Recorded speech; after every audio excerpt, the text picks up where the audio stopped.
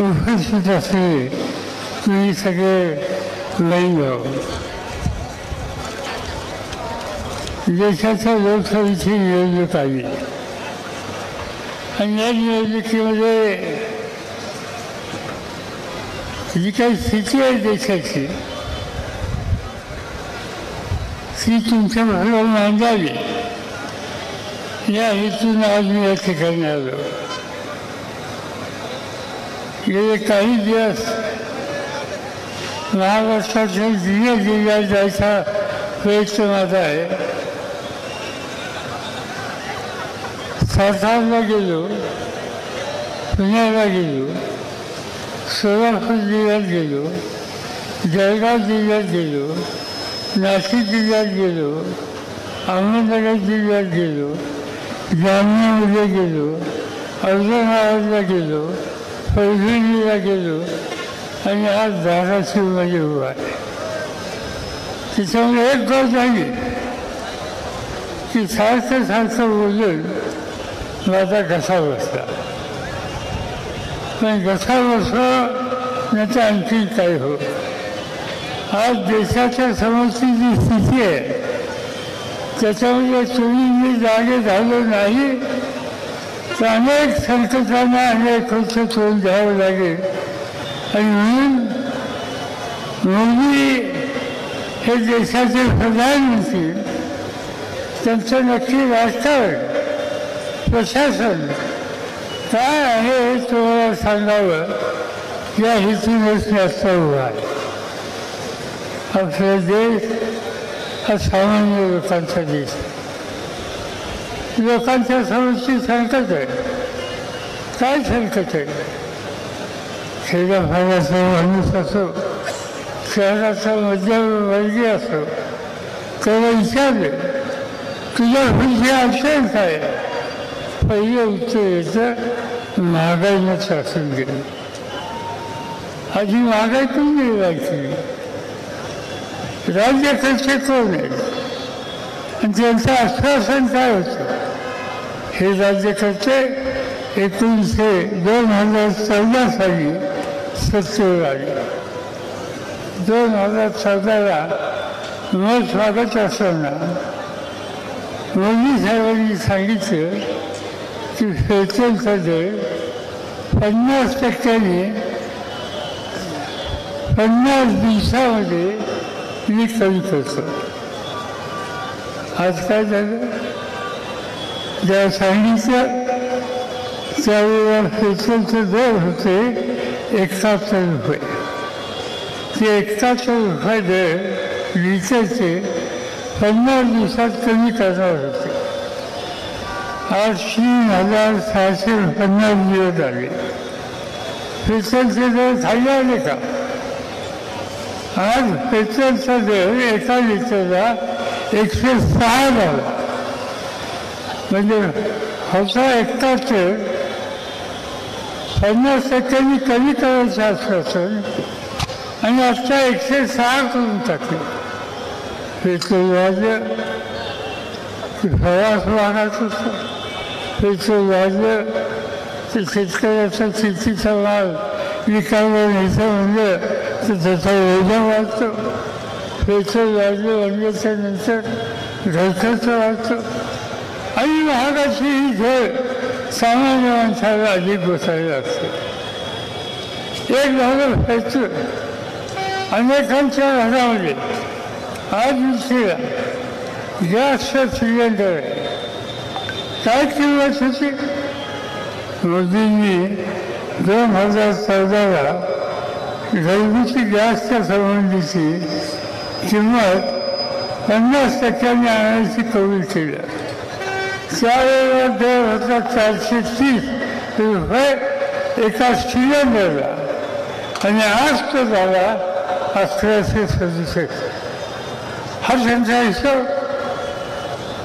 सिलेंडरचे दर वाढले, पेट्रोलचे दर वाढले, डिझेलचे दर वाढले. सामान्य माणसाचा संसार आणि व्यवहार चालवणं हे दिवसेंदिवस अवघड होऊन बसतं. आधीच्या पक्षांनी सांगितलं या देशामध्ये तरुण लोक आहेत आणि तरुणांच्या समोरचा सगळ्यात मोठा प्रश्न कोणता असेल तर तो बेकारीचा प्रश्न. आज त्या बेकारीच्या प्रश्नाची काय स्थिती? या जगामध्ये एक संघटना तिचं नाव ILO, इंटरनॅशनल लेबर ऑर्गनायझेशन, कामगारांचा आणि वेगवेगळ्या तरुणांचा सर्व जगाचा अभ्यास ते करतात. आणि त्यांनी असा अहवाल दिला की हिंदुस्थानामध्ये 100 मुलं जर घेतली तर त्याची 87 मुलं ही बेकार. 87% तरुणांच्यामध्ये आज बेकारी आहे आणि त्यांना 100% रोजगार द्यायचा शब्द मोदी साहेबांनी दिला होता. त्याच्यात काही त्यांच्या ठिकाणी केलं. पण केलं काय केलं? सत्याचा गैरवापर. सत्याचा गैरवापर कसा केला? निवडून आलेल्या लोकांना संकटात टाकणे. देशामध्ये झारखंड नावाचे राज्य, आदिवासींचं राज्य, तिचा आदिवासी मुख्यमंत्री आहे. गरीब आदिवासींच्या प्रश्नासाठी अखंड प्रयत्न करणार आहे आणि त्याच्या कामाला दिल्ली सरकारने मदत केली नाही म्हणून त्यांनी टीका केली मोदींच्यावर. परिणाम काय झाला? त्या राज्याच्या मुख्यमंत्र्याला आज तुरुंगामध्ये टाकलं. मगाशी उल्लेख केला अशा एका सरकारने दिल्ली देशाची राजधानी, दिल्लीचे मुख्यमंत्री अरविंद केजरीवाल. अरविंद केजरीवाल 3दा मुख्यमंत्री झाले. त्यांचं वैशिष्ट्य हे की शिक्षणाच्या उत्तम सवलती दिल्या, दर नाही ठेवले, आरोग्याच्या सुविधा दिल्या, रस्ते सुधारले, परिसर सुधारला. जगाचे लोक दिल्लीमध्ये येतात.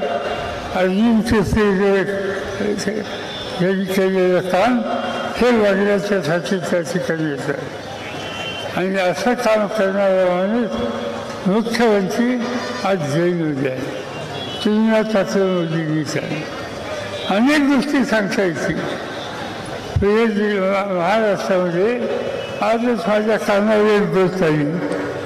एक गोष्ट अशी आली की मुंबईच्या कृषी बाजार समितीमध्ये निवडून आलेल्या कमिटीच्या लोकांना कुठे काहीतरी आजार झाले तर त्याचा एक मुख्य माणूस संजय पानसरे त्याचं नाव त्यांना आज अटक करून टाकली.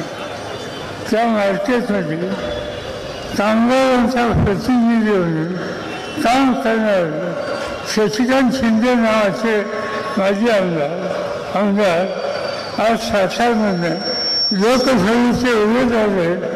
ते आणि त्यांच्या सहकार्यांना नोटीस आली. निवडणूक चालू असताना लोकप्रतिनिधी असलेल्या व्यक्तीला आज नोटिसा देतात, त्यांना अटक करण्याची दमदाटी देतात. याचा अर्थ सत्य आहे की सत्याचा गैरवापर करणं म्हणजे एक तरी काम आज या देशाचे प्रधानमंत्री करत आहेत. आणि ते जर चित्र बदलायचं असेल तर या निवडणुकीमध्ये ओमराजे निंबाळकरांना मोठ्या मतांनी विजय करणं हे तुमचं माझ्या सगळ्यांचं कर्तव्य.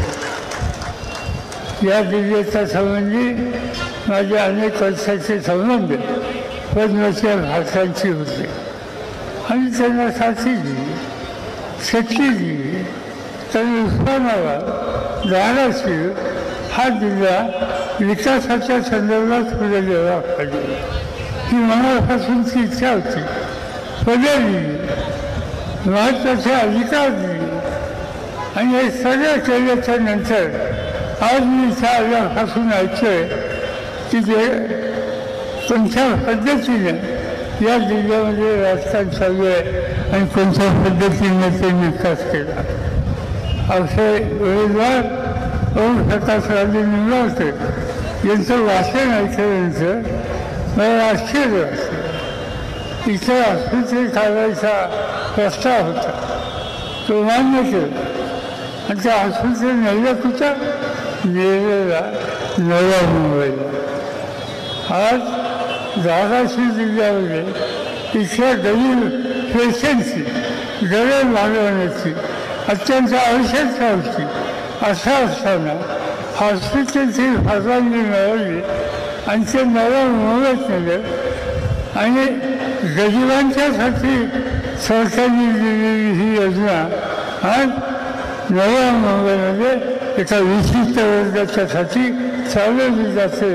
याचा अर्थ ज्या दादाशी जिल्ह्याने शक्ती दिली मोठं केलं त्यांना न्याय द्यायचा नाही आणि न्याय द्यायचा ज्याचा आपला कवीचा संबंध आहे अशा ठिकाणच्या लोकांना सुविधा देण्याच्या संबंधीचं काम त्या हॉस्पिटलच्या मार्फत आज त्यांच्या ठिकाणी केलं. त्यामुळे तो माझ्यासारख्याची यांच्याकडनं अपेक्षा आली होती. अनेक गोष्टी केल्या मी. त्यांचे चिरंजीव आमदार नव्हते, आमदार नसताना मंत्री केलं. हेतू हा की काहीतरी लोकांच्यासाठी करतील. पण आज इथं आल्याच्या नंतर त्यांचे एकंदर उद्योग विशेषतः तुळजापूर आणि धाराशिवमध्ये जे ऐकले माझ्यासारख्यासुद्धा धक्का हा बसला. आणि याला उत्तर एकच आहे, नुसता धक्का बसून चालणार नाही, याला उत्तर शोधलं पाहिजे. अनेक गोष्टी या ठिकाणी त्यांच्या सोपवल्या पण त्याची पूर्तता झाली नाही. आणि त्याला उत्तर काय? उत्तर एकच आहे, उद्याच्या निवडणुकीच्या दिवशी मतदान करताना या ठिकाणची जी मशाल आहे त्याच्यासमोर संरक्षण लावणं आणि कितीही संकट आली तर या मतदारसंघाच्या लोकांची साथ कधीही सोडणार नाही असं व्यक्तिक ज्यांचं आहे. अशा आज ओमप्रकाश राजे निवासरावांना मोठ्या मताने विजय करा एवढीच विनंती या ठिकाणी करतो आणि माझी 2 शब्द संपतो.